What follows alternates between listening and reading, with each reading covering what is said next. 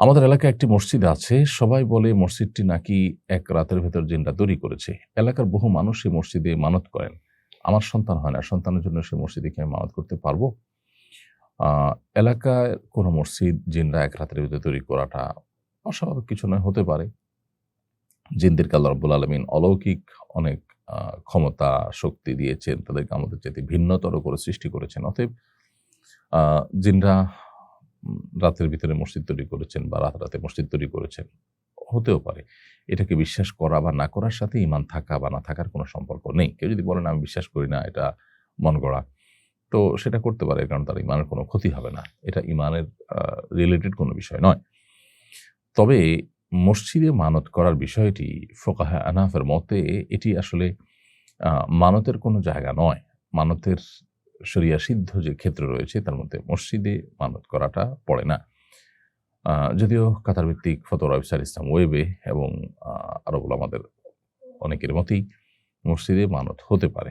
But আমাদের দেশের উলামায়ে কেরাম সাধারণত আমাদের দেশের মানুষ যে থটটা বিষয়ক মানুষ যে থটটা ফলো করে থাকেন হানাফি মাযহাব, সে মাযহাবের আলোকে মসজিদ এটা মানতের কোনো উপযুক্ত জায়গা নয়। অতএব কারোর এমনিতে মানত কোনো প্রশংসনীয় কাজ নয়। অনেক উলামায়ে কেরাম মানত করাকে মাকরুহ বলেছেন। কারণ নবী করিম সাল্লাল্লাহু আলাইহি ওয়াসাল্লাম মানতের ব্যাপারে নিরুৎসাহিত করেছেন। এবং তিনি বলেছেন যে মানত এটা আসলে শুধুমাত্র ইন্নামা ইস্তাখরাজু মিনাল বখিল। বখিলের সম্পদ বের করার একটা উপায় মাত্র। যে অর্থাৎ যে ব্যক্তি আল্লাহর রাস্তায় দান করে ভালো কিছু আশা না করে বরং আল্লাহকে একরকম শর্ত জুড়ে দেয়, আল্লাহ আপনি দেন তারপর আমি দেব। তার মানে সে স্বেচ্ছায় মুক্ত হস্তে দান করতে চায় না। সে কিছু পেয়ে নিশ্চিত হয়ে তারপরে দিতে চায়। তো এটা কোনো প্রশংসনীয় বিষয় নয়। এজন্য আ সন্তানহীনতা হোক, অন্য কোনো কষ্ট বা দুঃখ হোক, সেটা দূর করবার জন্য আল্লাহর রাহে প্রোয়েক্টিভ হয়ে নিজে দান করা দরকার।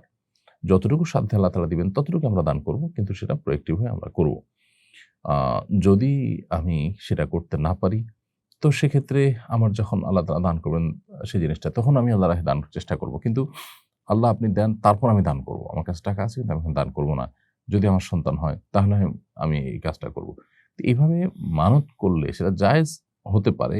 কেউ বিল কারাহা মাকরুহ বা অপছন্দনীয় কাজ হলো সেটি বৈধ, হারাম নয়। সরাসরি এটা বলেছেন। আবার অনেকে বলেছেন জায়েজ, কিন্তু এটা উত্তম নয়।